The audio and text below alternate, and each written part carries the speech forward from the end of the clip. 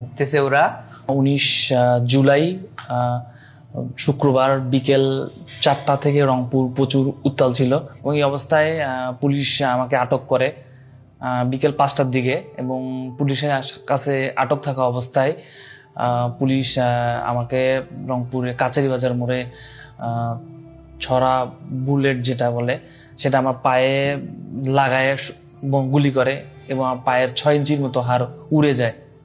Rangpur medical কলেজের ডাক্তাররা আমাকে অনেকটা বলছিল যে আমার পা থাকবে না অথবা পা রাখা পসিবল না, কারণ পা খুব একবারে 6 ইঞ্চির মতো হাড় ছিল না এবং পা আমি কোনো নড়তে পারছিলাম না।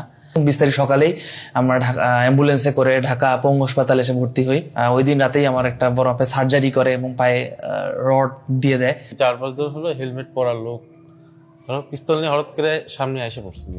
তো যখন তাক করছিল ঠিক ওই মুহূর্তে আমি হঠাৎ করে যখন ইনস্ট্যান্ট মাসেল রিফ্লেকশনে মাথা বাঁচানোর জন্য এইভাবে কাইত হয়ে গেছিলাম। তো ঠাস করে আমার হাতের ঠিক এই জায়গাটাতে কিছু একটা লাগে, আমার হাত ইনস্ট্যান্ট গরম হয়ে যায়, টেম্পারেচার অনেক বেশি বেড়ে যায়, আমার হাত পড়ে যায়। তো তখন আমার সাথে আমাদের এই গোলের শেষ মাথায় আমাদের সাথে অনেক ভাইরা ছিল। তো ওরা এলোপাথারি গুলি করতেছিল।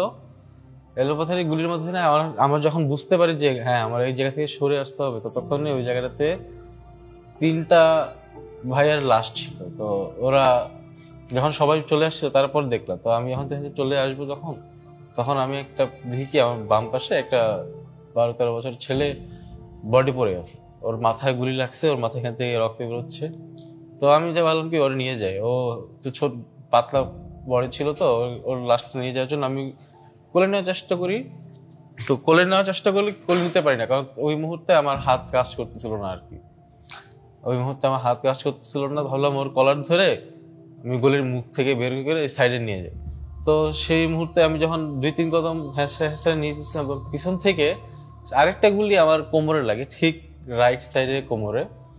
তো আমি আর সেকেন্ড টাইম এত পেইন নিয়ে আমার আর মনে করেন যে কাউকে বাঁচানোর মতো ওইরকম টেন্ডেন্সিও হারিয়ে ফেলেছিলাম। আমি দৌড়াই গেছি, ওই অবস্থায় ল্যাংড়ায় দৌড়াই গেছি আমি বসুন্ধরা গেটের সামনে।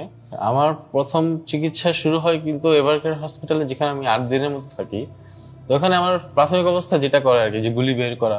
বাট আমার ইন্টারনাল ড্যামেজ বলতে আমার এখানে গুলি লাগার পরে আমার রেডিয়াল নার্ভ ছিঁড়ে গেছে, যার কারণে আমার কবজি থেকে হাত অকেজ। আমি চক্ষু বিজ্ঞান ইনস্টিটিউট হাসপাতালে কাজ করেছি, সেখানে আমি দেখেছি কমপক্ষে 55 জন 2 চোখ ক্ষতিগ্রস্ত হয়েছে এবং 686 জন রোগী 1 চোখ ক্ষতিগ্রস্ত হয়েছে। আর কর্নিয়া ট্রান্সপ্ল্যান্ট হয়েছে 2 জন রোগীর, আর ভবিষ্যতে আরও কর্নিয়া ট্রান্সপ্ল্যান্ট হবে। আমি বলতে পারি চক্ষু বিজ্ঞান ইনস্টিটিউট হাসপাতালে সর্বনিম্ন 7 বছর বয়স থেকে শুরু করে 77 বছর বয়স পর্যন্ত বিভিন্ন বয়সের রোগী ছিলেন। তারা আঘাতপ্রাপ্ত হয়েছেন আসলে মেটালিক পিলের দ্বারা, কেউ বা রিয়েল বুলেট দ্বারা। আমি মনে করছি আমার আর চালাবে না গুলি, তখন আমি যখন আনসারের যে হেড তা দিয়ে ফোকাস করি, এমন অবস্থা দেখি 750 যেগুলো পরে আর লোড করে একবার আমার দিকে ফোকাস করে আছে। যখন আমি একটু বডি আপনি উল্টা দিকে করবো, এই অবস্থা দেখে তখন জীবন তো বাঁচানো লাগবে। যখন মুখে একটু অন্যদিকে বিপরীত দিকে ফেরানোর চেষ্টা করছি, তখন সবগুলো একবার আমার দিকে গুলি ফায়ার করে। এখান থেকে যখন সর্বোচ্চ অ্যাঙ্গেল করতে পারছি, এই 2 হাতের মাঝ ফাঁক দিয়ে আমার এই চোখে লাগছে, এই সাইড দিয়ে এই চোখে লাগছে। যখন লাগে তখন আমি মুখ থুবড়ে ফুটপাতে পড়ি, ফুটপাতে ঢালাইয়ের পর পড়ি। তখন গুলি লাগার পর আমার 7 থেকে 12 সেকেন্ডের মতো জ্ঞান ছিল।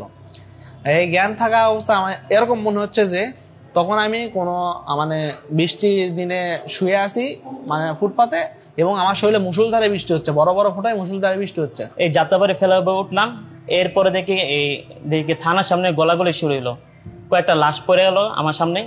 আমরা সবাই লুকিয়ে রয়েছিলাম ফেলাবার যে ওয়ালে। তারপর দেখি হঠাৎ করে এই গলাগলি বন্ধ হয়ে গেছে, গুলির আওয়াজ বন্ধ হয়েছে। আমি একটু ঘুরে তাকানোর লগে লগে দেখে আমার চোখে লাগার পর তো আমি তো কালিমা তৈবা পইরা রেডি, যে এখন মনে হয় আজালে চলে আসবো। প্রথম সন্তান, মেয়ে সন্তান, তোর বয়স ওদিনকার 26 দিন।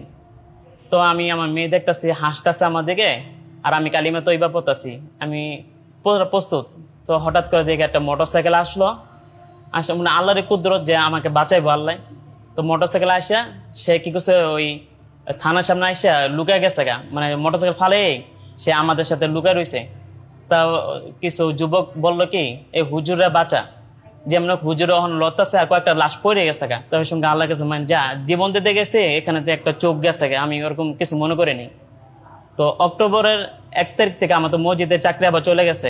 অক্টোবরের 1 তারিখ থেকে আমি টিউশনি শুরু করছিলাম। 11 তারিখে সকালে উঠে ফজর নামাজ পড়লাম, আর একটা টিউশনি করার ভিতরে দেখে মাথা ব্যথা করতেছে। পরে দেখে আমার যে ভালো চোখটা ছিল এটাও আবার এই ঘোলা দেখতেছি। তো 1 মাস ধরে আমি এখানে জাতীয় চক্ষু বিজ্ঞান হাসপাতালে ভর্তি আছি। এখন আমি স্পষ্ট ভালো করে দেখতে পারি না। আমি আন্দোলনে আহত হই জুলাইয়ের 18 তারিখে ঢাকা শহরের মেন টার্নিং পয়েন্ট হলো আপনার যাত্রাবাড়ি। আমার সামনে একজনের 40 সেকেন্ডের ডিফারেন্সে ওই ছেলে অরিজিনাল বুলেট খায়, আর 40 সেকেন্ড পরেই আমি ছড়রা বুলেট খাই। পুলিশের ছড়রা গুলি আমার মুখে এখন আপনার প্রায় 21টার মতো আমার ছড়রা বুলেটগুলো আছে, প্লেটগুলো আছে। এর মধ্যে 3-4টা বার করা পসিবল, আর বাকিগুলো বের করার পসিবল না। 2 চোখে ইঞ্জুরি ছিল, আর 1 চোখ আল্লাহর রহমতে 1 চোখ হলো আপনার, আমি আমার লাইফে কোনো সময় আমি চশমা ইউজ করি নাই, কিন্তু এখন আর কি সার্জারি করার পর রেটিনা অপারেশন করার পরে চোখের থেকে আপনার 2টা বুলেট বাইর করাইছে। একটু আর কি আপনার চুল পরিমাণ গ্যাপের জন্য কর্নিয়াতে আঘাত করে না। তো কর্নিয়াতে যদি আঘাত করতো তাহলে হয়তো আমার এই চোখটা বাদ হয়ে যেত। তো ইমার্জেন্সি ভাবে ট্রিটমেন্ট নেওয়ার কারণে একটা চোখ আমার ঠিক হয়, ওটার আপনার জীবনও চশমা ইউজ করিনি, বাট এখন আর কি -2.5, আর আরেক চোখ দিয়ে আমি টোটালি দেখি না, টোটালি ব্ল্যাঙ্ক। আমার এখনো হাতের মধ্যে প্লাস 90টা প্লেটের কাছাকাছি আছে। গুলির গরমে আর উত্তপ্ততার কারণে আমার হাতের গোড় সিদ্ধ হয়ে গেছিল, এই জন্য এখান থেকে কেটে ওটা ফেলা দিতে হয়েছে। আর এখনো ট্রিটমেন্ট চলতেছে। আমি আমার হাতের এখনো 2টা আঙ্গুল, মানে শেষ 2টা আঙ্গুল আমি এই পাশ হাতের অর্ধেক, মানে এই পাশ হাতের অর্ধেক, এই সাইডে আমি ঠিকঠাক মতো ইউজ করতে পারি না, আমার অনুভূতি কম নার্ভের কারণে। আর চোখে দেখি না বলতে গেলেই চলে। আমার চোখের মানে গুলিটা সোজা এদিক দিয়ে, সামনের পার্ট যদি এটা ধরি এদিক দিয়ে ঢুকছে, আর পিছন দিক দিয়ে বের হয়ে গেছে, মানে এপার ওপার হয়ে গেছে চোখের। 3 তারিখের ঘটনা ছিল, সেদিন প্রচুর আরো অনেক মানে গুলিবিদ্ধ রোগী আসলো। দেখলাম যে বিভিন্ন জায়গা থেকে তারা মানে সরোয়ার দিতেও ভর্তি, অনেকেই ওখান থেকেও ব্যাক করে আসছে, ইভেন ঢাকা মেডিকেল কলেজের থেকেও কিছু ব্যাক করে আসছে রোগী, প্রচুর রোগী। যে আমরা সাধারণত এই নিউরোসায়েন্স হসপিটালের একটা নিয়ম ছিল যে আমরা মানে একেবারে বেড মানে লিমিটেড, মানে যতগুলো বেড ততগুলোই ভর্তি দিতাম, কিন্তু সেদিন আসলে আমরা পারি নাই। আমরা সবাই মিলে সিদ্ধান্ত নিছি যে যারা আসবে তাদেরকে আমরা ফেরত দিব না। মোস্ট অফ দ্য পেশেন্টের গুলি লেগেছে মাথায় এবং বুকে। এটা আসলে টার্গেট কিলিং আমার কাছে মনে হয়। এই আন্দোলন কোটা সংস্কার থেকে পরিণত হয় গণমানুষের আন্দোলনে।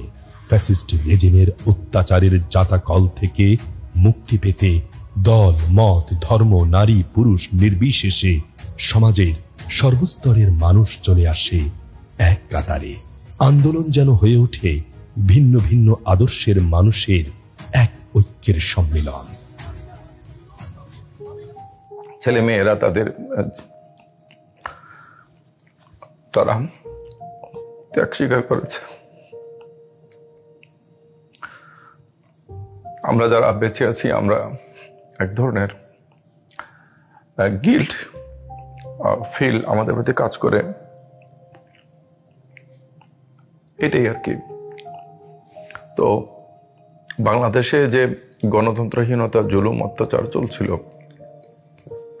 সেটার জন্য দরকার ছিল একটা গণবিস্ফোরণ, কোটা আন্দোলন, সেটাই তাদেরকে দিয়েছে। তো আমরা রাজুক কলেজের সামনে, আমি আমার ফ্রেন্ড ক্রস করতেছিলাম, তখন আমার এক স্যার আর কি আমাকে স্যার চিনতে পারেনি, আমি তো অন্য ড্রেসে ছিলাম, আমার রাজুক কলেজ ছিল। তো স্যার আমাকে বলতেছে আন্দোলনের কী অবস্থা। আমি বললাম স্যার এই তো। স্যার বললো যে তোমরা কিছু খাইছো নাকি? আমি বললাম না স্যার, আমরা নর্মালি আছি। স্যার বললো যে এই কথা বলে স্যার আমাকে আর কি কিছু টাকা দেয় যে তোমরা সবাই পানি খেও, পানির কয়েকটা বক্স কিনে যাতে সবাইকে পানি দিতে পারি যারা আন্দোলনে আছে। এই পানি নিয়ে যাওয়ার সময় রাজুক কলেজের পিছনে একটা বিল্ডিং থেকে একজন আঙ্কেল ডাক দিয়ে একটা প্লাস্টিকের বক্স নিচে ফেলে। আমি বললাম কি ব্যাপার, প্লাস্টিকের বক্সে কি? দেন বক্স খুলে দেখি যে কিছু টাকা। পরে আঙ্কেলপুর থেকে বললো যে তোমরা যতটুকু যা পানি বা কিছু লাগলে তোমরা কিনে খাও। দেন এটা দিয়ে কিছু পানি কিনি, আর এখান থেকে কিছু টাকা আমরা আহত ভাইকে দিয়েছিলাম যাতে সে চিকিৎসা করতে পারে। যে ডাক্তার আমাকে চেনে না, আমাকে ট্রিটমেন্ট দিল, তারপরে হচ্ছে যে আখের রস বিক্রেতা, মানে খেটে খাওয়া মানুষ, সে আমাকে আখের রস খাওয়ানোর জন্য রাস্তা মানে রিক্সা আটকিয়ে দাঁড়ালো। যেই ভাইটা আমাকে চেনে না, আমার মেডিসিন কিনে দিল, তারপরে আমাকে হচ্ছে বিএনএস সেন্টারে আমাকে 200-500 টাকা এসে গুছে দিচ্ছে মানসিক তৃপ্তি নেওয়ার জন্য। তাদেরকে আপনি কিভাবে রাজনৈতিক পরিচয়ে পরিচিত করবেন? হয়তো অ্যাজ এন ইন্ডিভিজুয়াল আমার একটা রাজনৈতিক পরিচয় থাকতে পারে, কিন্তু আমি তো তার রাজনৈতিক পরিচয় জানি না, সে আমার রাজনৈতিক